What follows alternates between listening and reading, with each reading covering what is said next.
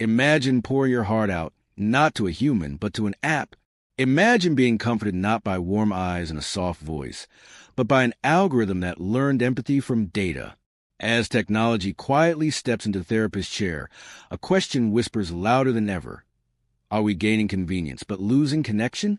Ladies and gentlemen, we are living in a time where technology is no longer just a tool, it's becoming a companion. A few years ago, the idea of sharing your deepest fears and anxieties with a machine would have sounded bizarre. But today, it's our new normal. Artificial intelligence has quietly entered the space of therapy, offering emotional support, psychological insights, and even guidance during some of the most vulnerable moments of people's lives. During the pandemic, when the world shut down and uncertainty took over, a silent mental health crisis began to unfold. Therapy clinics were overwhelmed. Appointments were months away. People were struggling. And in this emotional silence, AI stepped forward, not as a replacement for human therapists, but as a response to the growing need for immediate and accessible support. AI-powered therapy apps like Woebot, Wysa, and Replicate didn't promise to replace human therapists, but they did promise to be there instantly, anytime, anywhere. These tools allowed users to start conversation at 3 a.m. during a panic attack or in the middle of a workday breakdown, without judgment, without waiting, without needing to explain everything from scratch. The therapy experience became as close as your smartphone. The accessibility these AI tools offer is remarkable. In many countries, seeing a therapist remains a luxury. In some regions, it's simply not an option at all. But with AI, a person living in a remote village or a bustling city can open an app and begin what feels like a real conversation about stress, fear, trauma, or loneliness. It's fast, affordable, and private. For someone drowning in silence, this kind of immediate access can be the difference between despair and hope. One of the reasons people feel so drawn to AI therapists is that they feel less judged. When you speak to a machine, there's no fear of being misunderstood, shamed, or exposed. Especially in cultures where mental health is stigmatized, AI provides a neutral space to express emotions that have been buried for years. It's easy to open up when you know no human eyes are watching, just lines of code trained to understand sadness, anxiety, and stress. And these platforms aren't simple chatbots anymore. They use complex algorithms to detect thought patterns, track emotional trends, and offer therapeutic suggestions based on real psychological frameworks like CBT or DBT. Many of them even learn from user behavior, adjusting their responses, offering deeper insights, or nudging users toward positive habits. The digital therapist is not just reactive, it's becoming predictive. We cannot ignore the fact that these tools also address the cost barrier. Traditional therapy can be expensive, anywhere between $100 to $250 per session in countries like the U.S. That cost makes regular care impossible for many. In contrast, AI-based apps are either free or subscription-based at a much lower rate. It's mental health support within financial reach, at a scale we've never seen before. But there's more. AI therapy tools integrate seamlessly into our daily lives. They don't just listen. They connect with your smartwatch, monitor your sleep cycles, analyze your voice tones, and even remind you to breathe when your stress level spikes. For some, it's like carrying a therapist in their pocket. Therapy has moved beyond the hour-long session and into an ongoing dialogue, with data, with reflection, with self-awareness. Of course, the rise of AI in therapy isn't just a tech story. It's a cultural one.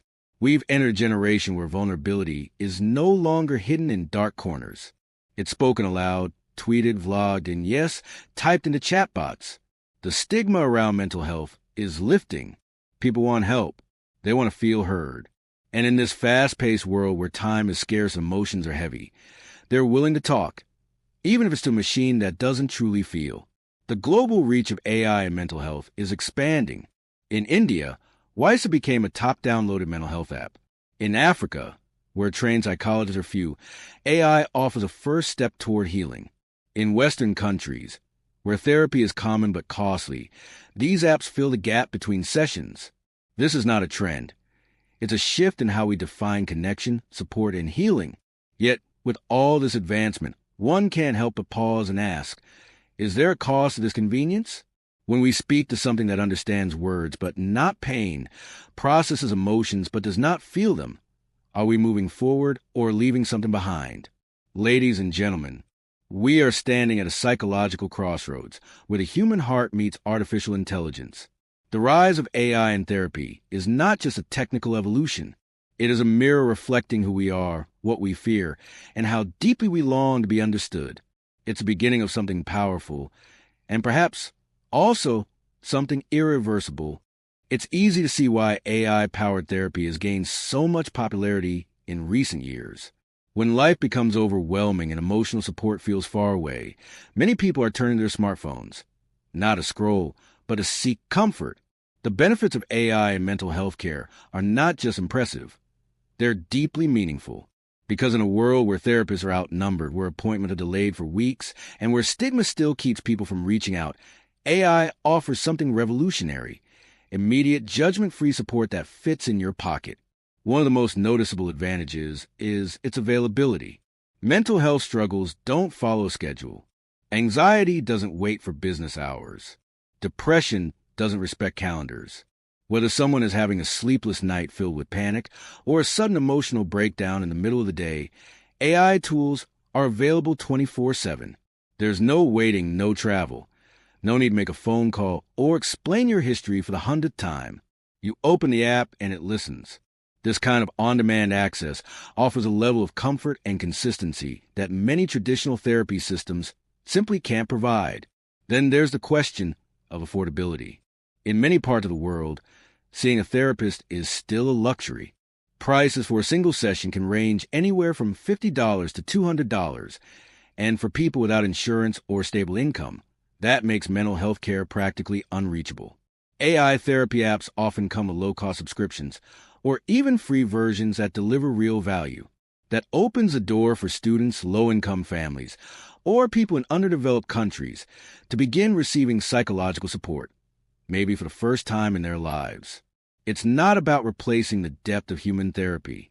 It's about giving people something when they previously had nothing. Another major advantage is the sense of safety and anonymity that these platforms provide. For many people, especially those dealing with sensitive issues like addiction, trauma, or suicidal thoughts, talking to another person feels intimidating. There's fear of judgment, fear of exposure, and in some cases, fear of cultural or religious stigma. AI removes that barrier. There's no pressure to be perfect, no awkward pauses, no feeling of being watched or misunderstood. Just a space where you can speak freely and honestly, even if your voice shakes. And sometimes that's the first step toward healing. AI also has the advantage of being completely neutral. It doesn't carry human biases, impatience, or emotional fatigue. It doesn't get tired after hearing similar stories all day. It treats every interaction with the same level of calm, measured consistency. For someone who has experienced judgment, dismissal, or trauma in past therapeutic relationships, that emotional neutrality can feel like a breath of fresh air. But beyond these surface-level benefits lies a deeper one: personalization. Many AI therapy apps are designed to learn from a user's emotional patterns, language, and behavior over time. The more someone interacts, the more tailored the responses become. It can remember recurring concerns, identify emotional triggers, and even suggest strategies that align with the user's coping style. That kind of memory and adaptability create a feeling of being known, not in a human way, but in a way that still fosters trust. Some platforms take a step further by integrating features like mood tracking, guided meditation, goal setting, and breathing exercises, all within one interface. The user doesn't just have a chatbot to talk to, they have a digital wellness toolkit. And because it's available anytime, users are encouraged to build consistent habits, checking in daily, logging thoughts, practicing mindfulness, which can lead to long-term improvements in mental health. The global impact of these tools is also significant. In places where mental health infrastructure is still developing or nearly non-existent, AI-based apps are filling a crucial gap. They're bringing psychological language and coping strategies to communities where emotional pain was once hidden or ignored. This doesn't just help individuals. It starts changing collective attitudes toward mental health. It makes support feel normal. And that's a powerful cultural shift. AI's presence also complements human therapists. Rather than competing with traditional methods, it can support them. Clients can use AI between sessions to track progress, process thoughts, or practice techniques. Therapists can even review AI-collected data, if ethically shared, to better understand a client's mood patterns or thought cycles. It becomes a partnership, with AI doing the repetitive, structured tasks and a human therapist focusing on the relational, emotional work that only a human can provide. AI also provides early intervention. For people who are unsure whether they need therapy or who are afraid to take that step, AI offers a low-pressure entry point. A person might begin by talking to an app about stress or sleep issues and gradually uncover deeper emotional concerns. That gentle, private introduction can be the gateway that eventually leads them to seek human support. In this way, AI acts as a bridge, not a wall, between people and professional care. The simplicity of it all is part of its power. You don't need to explain everything at once. You don't need to look anyone in the eye. You can open the app in bed, on a lunch break, on a bus. You can cry, type, vent, reflect, and the system doesn't interrupt. It doesn't invalidate. It doesn't leave. For some people, that might be the first time they've ever felt heard, even if it's just by a machine. Of course, no one is saying AI should replace the human heart in therapy. It can't replicate true empathy, and it can't replace connection. But what it can do is assist. It can show up when no one else can. It can offer stability in moments of emotional chaos. And in a world where millions still feel unseen, unsupported, and unheard, that's not just a benefit. It's a lifeline. We live in a time where machines can mimic empathy, where an app can say, "I understand how you feel," and it almost sounds real. But underneath that neatly crafted sentence lies the truth. It doesn't feel anything. It doesn't understand in the way a human being does. And this is a line we need to explore. Because while AI is transforming therapy with speed and convenience, it's also raising a quiet concern: the loss of something profoundly human. When we talk about therapy, we aren't just talking about techniques or strategies. We're talking about connection, deep, unspoken, emotional connection. A real therapist doesn't just listen to your words. They feel the space between them. They notice the slight tremor in your voice when you mention your father.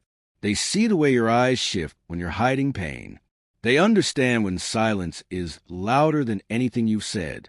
That level of emotional sensitivity, of reading tone, body language, energy, is something no AI, no matter how advanced, can fully replicate. AI can respond with beautifully structured sentences. It can use calming words, insert your name, and reference things you said before. But it doesn't know you. It doesn't care in the way a human cares.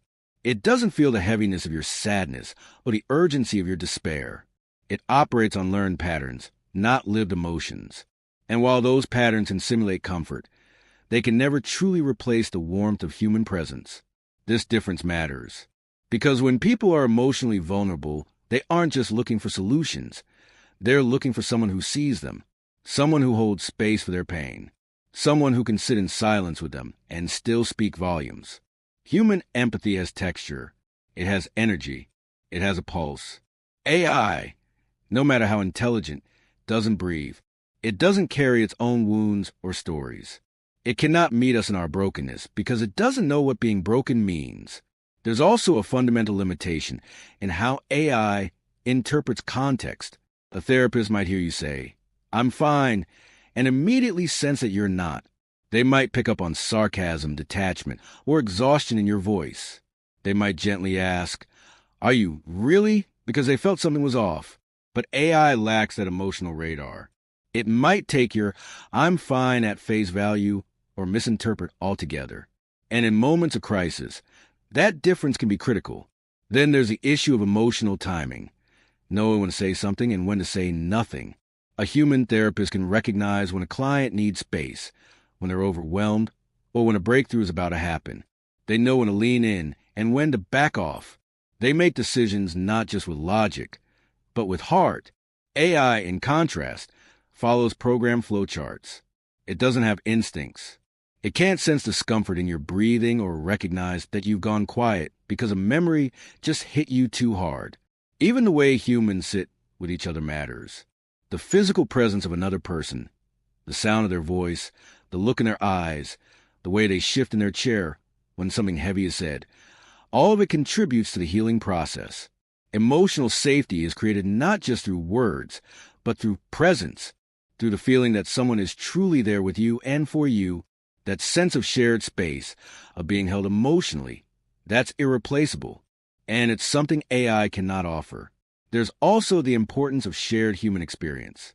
A therapist brings their own humanity into the room. They might not share their personal stories, but they carry their own journey, their own scars, and their own empathy that comes from having felt things deeply. It's that lived experience that allows them to connect in ways that data never can. When someone looks at you and says, "I know this is hard," and you believe that they really do, it changes everything. And let's not forget what happens in the moments that aren't scripted. The laughter that comes after tears. The long pause where nothing needs to be said. The subtle shift in energy when someone finally lets their guard down. These are moments of magic in human therapy. Moments where healing doesn't come from advice, but from presence. Moments that are messy, unpredictable, and beautiful. Moments that no algorithm can code. This is not to say that AI has no place in therapy. It does, and its benefits are real. But it's important not to confuse simulation with connection. Just because a response sounds empathetic doesn't mean it was felt. Just because it remembers your last conversation doesn't mean it remembers you in the way a human does. There's a quiet danger in accepting this as enough. Because once we start believing that machine-made empathy is a replacement for human care, we risk forgetting what real connection feels like. We risk becoming emotionally efficient but spiritually disconnected. We risk trading presence for performance. We risk becoming so used to the way machines comfort us that we forget the soul of what it means to be comforted by another human being. And so, in this growing relationship between AI and therapy, we must ask ourselves not just what we are gaining, but what we might be losing. Not just how far technology can go, but how close it can really get. Because while AI can talk like us, respond like us, and even mimic our compassion, it can never feel like us. And in the end, it's the feeling, not just the words, that heals. In the race to make therapy faster, smarter, and more accessible, we've opened a door to something we rarely talk about: the risks. While AI has certainly brought innovation to the mental health space, it has also introduced new layers of vulnerability. We're now sharing our emotions, traumas, and innermost thoughts with systems that don't have a soul, and in doing so, we've unknowingly entered a space filled with ethical landmines and psychological risks that deserve serious attention. One of the most pressing concerns is data privacy. When a person opens up to an AI therapist, they're not just chatting. They're often sharing the rawest parts of their inner world. Memories of abuse, suicidal thoughts, family breakdowns, addictions, fears, and personal insecurities. This data is stored, processed, and sometimes used to improve the algorithm. But the real question is, who owns that data? Where is it being stored? Who has access to it? In traditional therapy, confidentiality is a sacred rule backed by law. But when therapy happens through a tech platform, users unknowingly sign away parts of that protection by agreeing to terms and conditions they barely read. Imagine a situation where a user shares details about self-harm or harm to others. A human therapist is trained to handle that information with care, possibly intervene, and guide the person towards safety. But what does an AI do? Does it flag the message? Send an automated emergency message? Or worse, ignore it due to a lack of sensitivity and understanding nuance? That gap between intention and intervention could be the space where lives are lost. Another ethical dilemma is the illusion of support. AI is designed to respond in a way that feels caring, but the user may not always realize that the empathy they're experiencing is pre-programmed. It's scripted. It's logic-based. It's not coming from a place of real emotional understanding. And while many users go in knowing this, some don't. Over time, repeated use can create a false sense of attachment. The bot becomes someone they trust, but that someone is not real. It's a projection. And when the user begins to rely too heavily on that illusion, it can actually discourage them from seeking real human connection. This dependency is more common than we think. People form emotional bonds with their AI tools, especially those who feel isolated or misunderstood by others. They start to prefer the predictability and safety of AI over the messiness of human relationships. It's easier to talk to something that won't interrupt, won't judge, and won't abandon you. But this ease can be deceptive, because emotional healing doesn't happen in comfort zones. It happens in real, messy human interaction.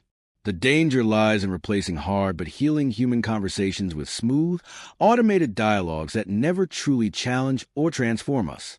There's also a psychological risk in misdiagnosis or oversimplification. Many AI tools are built on decision trees and trained models that categorize emotions and behaviors into neat boxes.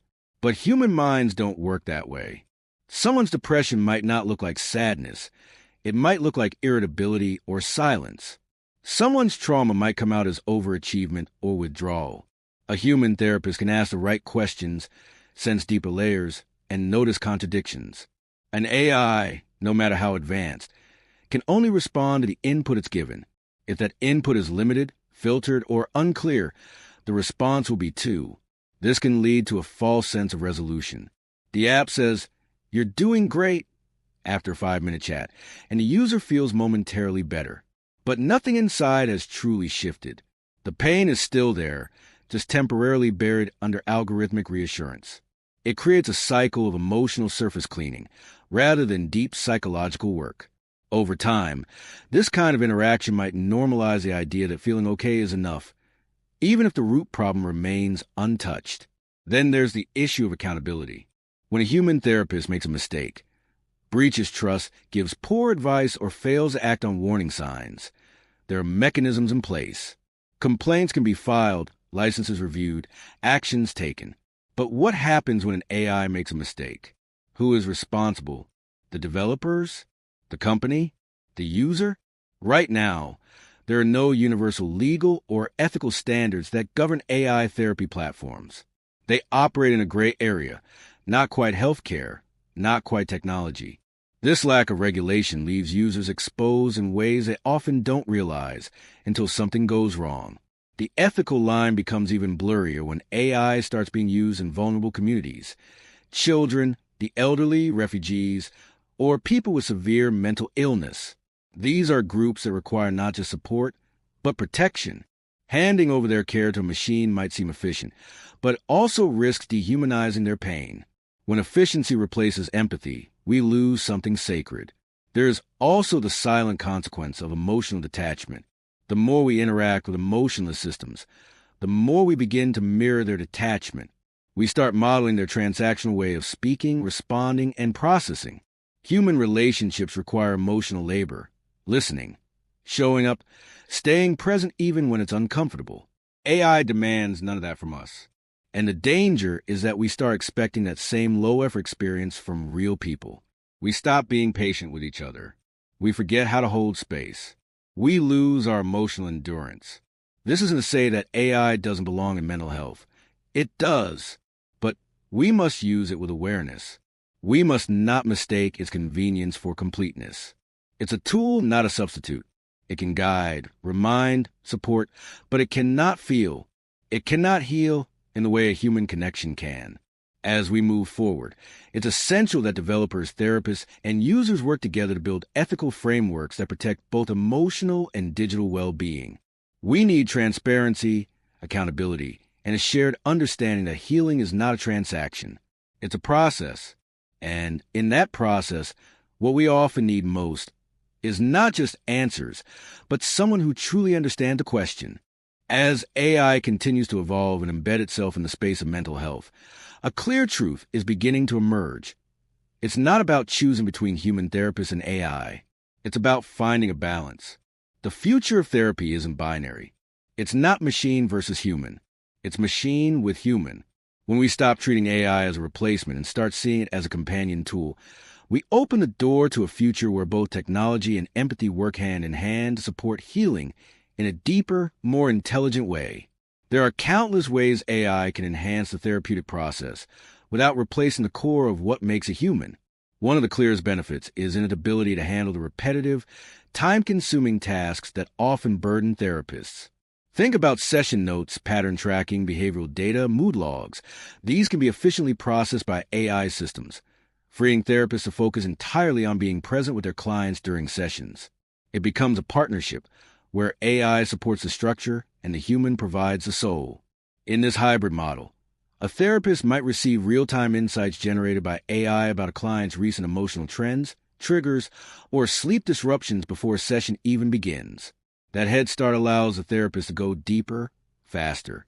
Instead of spending the first 15 minutes catching up, they can immediately engage with what matters most. AI becomes a lens, sharpening the focus, surfacing patterns that even the most intuitive human might miss, and providing a fuller, data-informed picture of a person's emotional state. Even outside the therapy room, AI can play the role of a supportive companion. Clients can interact with AI chatbots between sessions, journaling, practicing CBT techniques, getting reminded to breathe, sleep, or stay grounded. When used responsibly, these interactions reinforce what's happening in therapy, keeping the client engaged and emotionally supported between appointments. It's not that the AI is doing therapy on its own. It's helping the human work stick. Think of it as psychological scaffolding. This kind of blend also helps address one of the most widespread issues in global mental health: access. There are simply not enough therapists in the world to meet the demand. And the ones who are available often struggle to reach people in remote, underserved, or marginalized communities. AI can be the bridge. It can offer basic, structured support to those who would otherwise have nothing, introducing them to the language of self-awareness, emotional regulation, and reflection. And when they're ready for deeper work, it can guide them toward human professionals who can take the journey further. That's the real beauty of a hybrid model. It recognizes the strengths and limits of both sides. AI is scalable, consistent, and non-judgmental. It never forgets, never gets tired, and never cancels a session. Humans, on the other hand, are empathetic, intuitive, and capable of responding to the unspoken, the subtle emotional shifts that no machine can truly detect. AI might analyze the words, but only a human can hear the silence. And this collaboration doesn't just benefit the client. It benefits the therapist, too. Burnout is one of the biggest problems in the mental health field. Therapists carry the emotional weight of dozens of people each week. AI support systems can ease that burden, not by replacing the therapist's presence, but by reducing the cognitive overload. With tools that monitor trends, suggest strategies, and even screen for risks, therapists are empowered to make quicker, more informed decisions. They're not just working harder, they're working smarter. Another benefit of this balanced approach is customization. No two clients are the same, and neither are their needs. With AI, therapy can become more personalized than ever before. Machine learning can detect that a certain client responds better to visualization techniques, or that their stress spikes at particular times of day. The AI can then suggest micro-interventions that match those patterns, ensuring that support is timely, relevant, and user-specific. Meanwhile, the human therapist can integrate that feedback into their strategy, adapting their approach in a way that feels even more attuned to the client's inner world. Of course, for all this to work, boundaries must be clearly drawn. The role of AI must be defined as support, not substitute. Users need to be educated about what AI can and cannot do. They should be encouraged to see it as a companion in their growth, not the sole healer. Transparency is key. When people understand that AI doesn't feel, doesn't judge, and doesn't diagnose, they can use it for what it is, a helpful tool, without overestimating what it's capable of. The responsibility also lies with developers and mental health professionals to co-create these systems. When mental health experts guide how AI is trained, what language it uses, how it responds to distress, how it respects cultural nuances, the quality of care improves. It becomes ethical, compassionate, and safe. This is not a field where speed matters more than sensitivity. Human lives are delicate. AI must be built with that in mind. What we're moving toward is not just a smarter form of therapy, but a more integrated one where data and emotion, logic and empathy, machine learning and human wisdom all come together to serve the same goal: healing. The future isn't about choosing between AI and human therapists. It's about building a bridge between them, where the strength of one supports the sensitivity of the other. In the end, Therapy is not about technology or tradition. It's about connection. If AI can help more people get there, not by replacing the journey, but by walking beside them on the path, then perhaps we're not losing the human touch at all. Perhaps we're just learning how to extend it. We began this conversation with a simple yet powerful question. When AI becomes your therapist, are we losing the human touch? And now, after exploring the rise of AI in mental health, its undeniable benefits, the absence of real empathy, the ethical risks it introduces, and the vision of a hybrid future, the answer becomes both complex and clear. AI is not our enemy. It's not here to replace what's human, but it is here to reshape how we access healing. It offers speed, consistency, and scale in a world that desperately needs mental health support. For someone sitting alone at midnight with no one to talk to, an AI tool might be the only voice that listens. That matters. It matters deeply. But healing is not only about being heard. It's about being felt. It's about warmth, nuance, silence, and connection.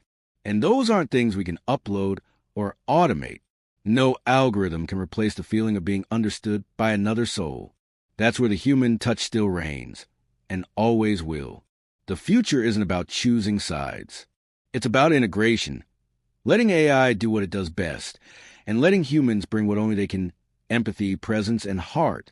When we treat AI as an assistant, not a replacement, we create space for a more inclusive, accessible, and emotionally intelligent system of care.